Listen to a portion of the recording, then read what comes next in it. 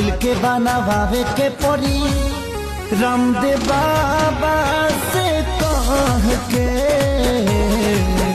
दवा दिल के बनावे के पड़ी रामदेव बाबा से कह के।